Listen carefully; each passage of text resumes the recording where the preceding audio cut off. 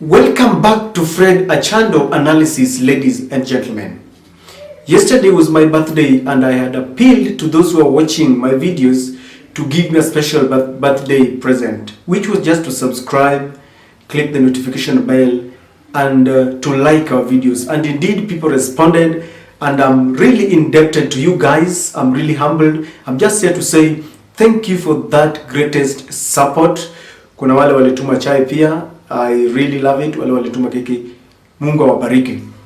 If you are watching the video for the first time, please allow me to request you with the same humility to subscribe to our channel, click the notification bell, and like our videos.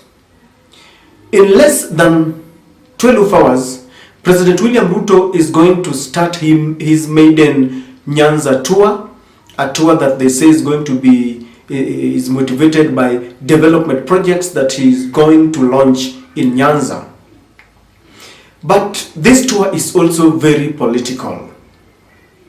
There is something happening among those who are organizing this tour that, if is not well managed, is going to dilute the real mission for William Ruto. There seems to be a cold war between Eliud Owalo and those who are organizing this event. Why? They argue that there are certain billboards that Owalo had erected in Kisumu and in Bondo. And the billboards have gone, the pictures have gone viral. The writings on those billboards are Juturwa Orwaki, which simply means our people have welcomed you. It's not bad for me. It's good to show the president that we have welcomed him. But when I looked at those billboards, it reminded me of something that used to happen way back during the KANU regime. For those who lived in the rural suburbs like I used to see something. Kwa wale ambao waliishi Tao, you missed some good things.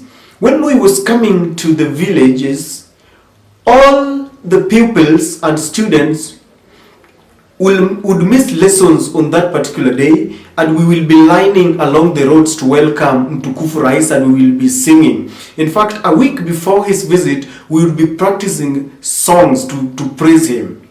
And then the funniest thing that really baffles me to date is that the chiefs and assistant chiefs and the DOs would uproot some edible plants, plants like bananas and maize. Then they would be temporarily planted along the roadsides to hoodwink the president that we are agriculturally productive. Even if that area is dry and cannot support agriculture, then we would be telling the president that we are hardworking and here we are farmers. And I used to see billboards welcoming the president. So when I saw what Owalo did, it reminded me of those days. You remember those who lived in the rural suburbs.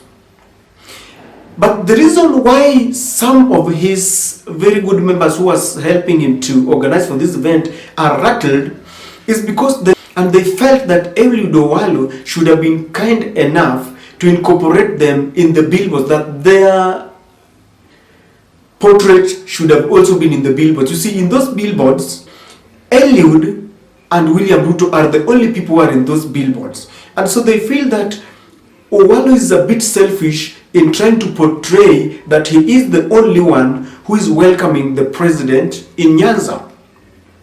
But if you ask me, Owalo is doing this because William Ruto is going to grace his homecoming party as the CS in the Ministry of ICT. But others were arguing that, be that as it may be, he would have even put other faces from Nyanza. Achukue tu watu hapo apige picha yao ni kana kwamba wanakaribisha rais.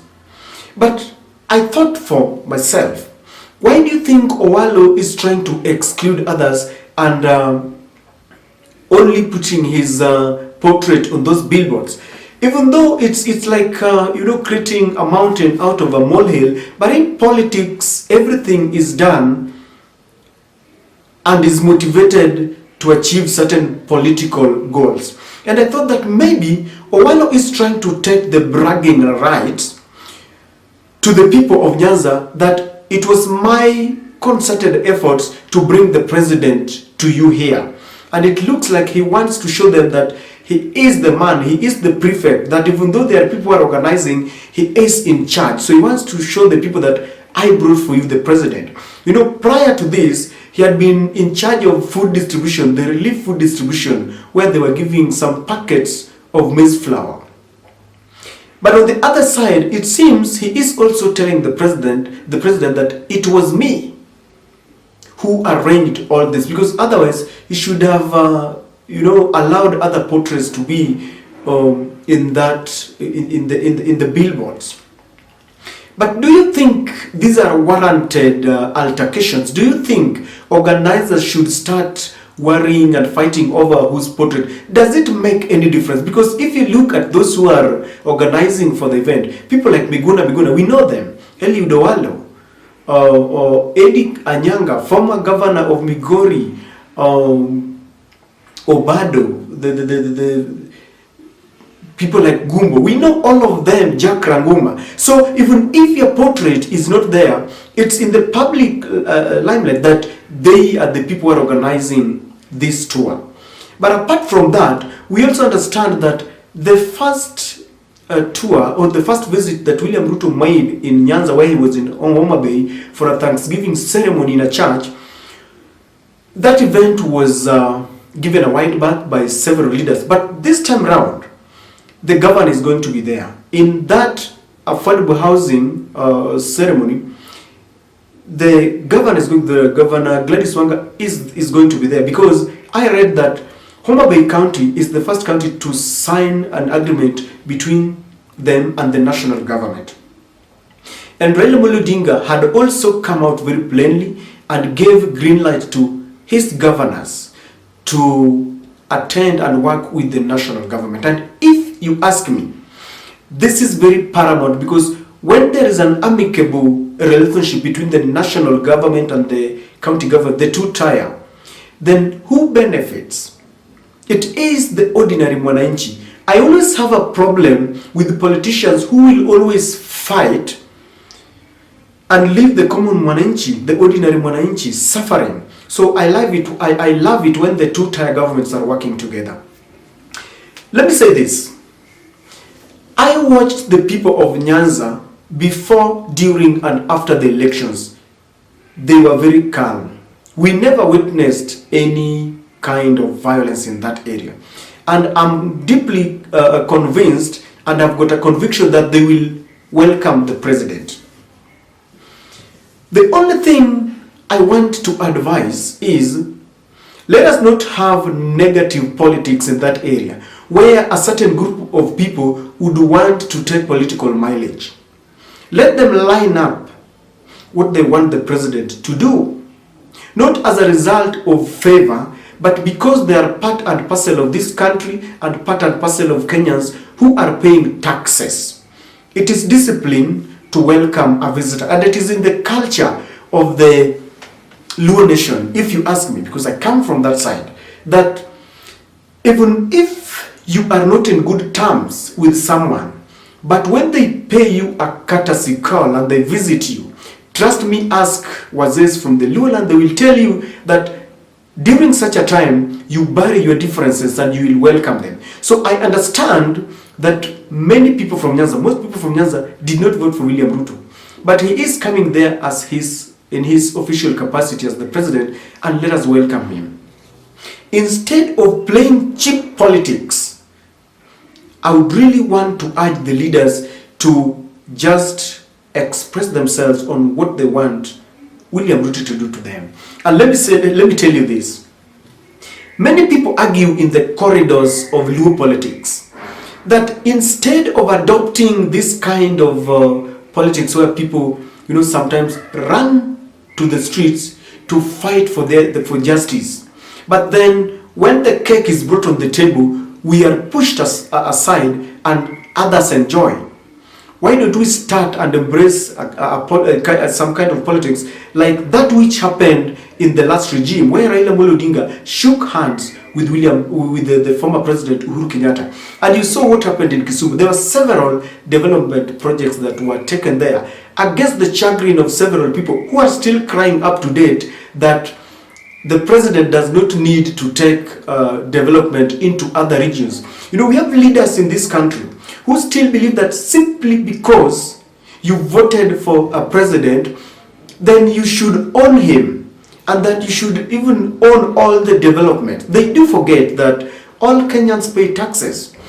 If you look at what is happening in the West, a president, after taking oath of office, becomes a president of the nation, of all the group, regardless of your political affiliation. And that is what I want William Ruto to do.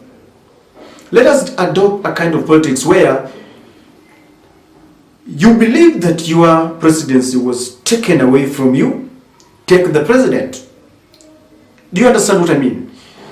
There was a joke in the last regime that you took Raila's presidency, gave it to Uhuru Kenyatta, and so we came and took Uhuru Kenyatta. Why don't the Azimio supporters decide to embrace this kind of politics where the president will be launching developments and they will enjoy? Because if the leaders from Nyanza play their politics the right way, then they will benefit from this government more than any other. Why?